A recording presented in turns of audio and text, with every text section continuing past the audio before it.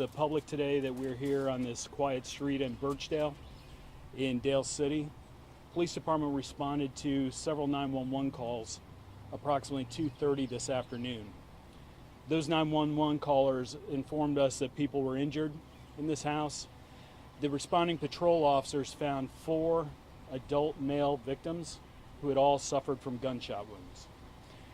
Those officers immediately started to render first aid to those individuals and were quickly relieved by our friends with the Fire and Rescue Department. Unfortunately, 2 of those victims have passed away. The other 2 victims have been transported to local area hospitals where they're currently receiving medical treatment. At this time, our investigators are on scene, talking to witnesses, talking to neighbors and everyone in the neighborhood, and we are very convinced that the violence that took place at this residence today is limited to this individual home. It's not something that's neighborhood-wide, but it is relieved to be able to say that it's folks who probably knew each other and have some sort of connection, but they will identify those people and we'll be able to put that information out later. The detectives are currently working as fast as they possibly can, interviewing witnesses, trying to identify the victims. We have not been able to identify them, nor have we been able to identify next of kin at this point. So I don't have any information that I can release to you on who they are. The men and women of the Prince William County Police Department share our sorrow with the family members of these victims. This travesty is not what we want in Prince William County, and it's unheard of in this particular part of our county.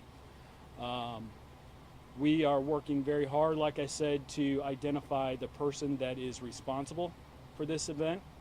And based on what limited information I know right now, it is one person that we are looking for. We do not have enough of a description or any other vehicle information to be releasing that to the public at this time. Detectives are currently trying to get that through interviews, and as soon as we have that information, we will release it because we need the public's help to help us to solve what's happened here today. This part of the county is generally very quiet. It's a nice residential neighborhood, so this type of action that happened here is traumatic to everybody, including the police department, our community, and everyone associated with the folks who live here, who were visiting here. As you can see, we have a nice rec center right across the street, so it is a pretty nice area of the county where a lot of people come, where they visit and they enjoy their time. In travesties like this, we don't want that to happen. So we need the community's assistance. If anyone has any information of what happened here today, if anyone has any ideas of what happened here today, we ask that they call the Prince William County Police Department and speak to some of our detectives and give us that information so we can try to help the victims that were injured here this afternoon. So that is the amount of information I have to be released right now. Like I said, we do not have any information on victim information that I can release, nor do we have a suspect description that I can give you at this point. Yes, sir. You mentioned the 2 people that are hospitalized. Can you describe their condition, critical? I cannot. They're undergoing medical treatment right now. That's all I know. Any indication that this might be drug related? I don't have any of that information at this point. Hopefully the detectives will find that and use that to our advantage to identify who's responsible for this heinous crime. Yes, sir. Can you describe where these shootings occurred? We've heard one of the victims may have been shot outside of the house. The victims were found both inside a residence and outside, so we don't know fully exactly what happened from the moment it started until it ended. So that information will be found out by the detectives as they continue their investigation. Are you able to describe this scene? Because it's clearly not just in front of one home. I see there's some evidence markers here with what looks like clothes and stuff by this electricity unit. Can you describe that? As with any crime scene, we try to block off as much as we can and look for any possible shred of evidence, how small or how big. And that's what you see here. Anything that looks like it could be connected, we'll collect that and examine it to see if it is, and we'll use that as part of our investigation as we continue down the road. happened right before 3 o'clock. Were there children in the area? This is a rec center. I don't have that information at this point. Sir. Major, you mentioned several 911 calls. Yes. Were they coming from inside the house, from neighbors?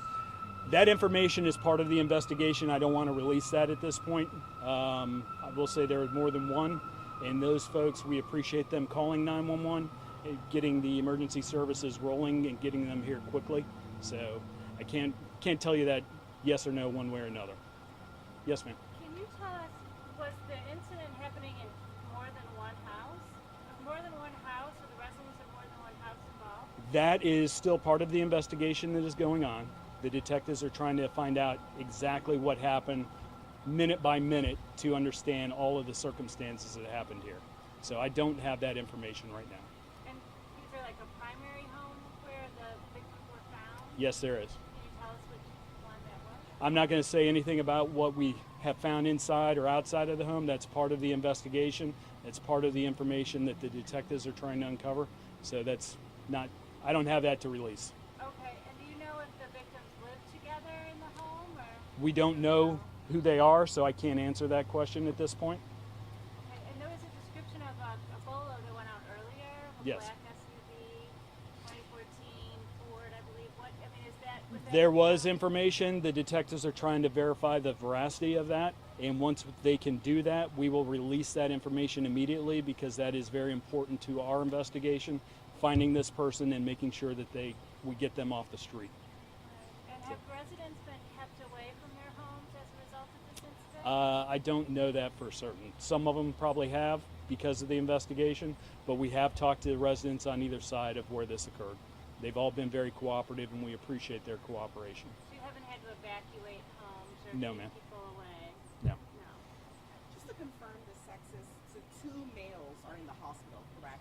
It is all 4 of the victims are male. All 4 victims. Yes.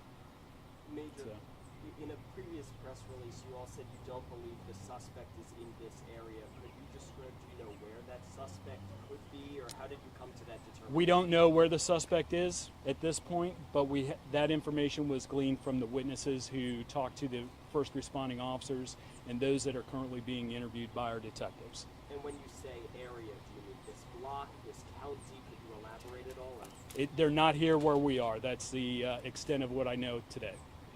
Okay? Do you know, like, an age range of the victims? No, we don't know that yet. 40s? They all appear to be adults. I'll leave it at that. And I again want to reiterate the sorrow and the pain and the connection that the men and women of the police department have with this community, and we feel for the men and women and the families that live on this block. We were working diligently to identify who has done this, and we'll bring them to justice as soon as we possibly can. Thank you. Anything about the weapon? No, ma'am. used?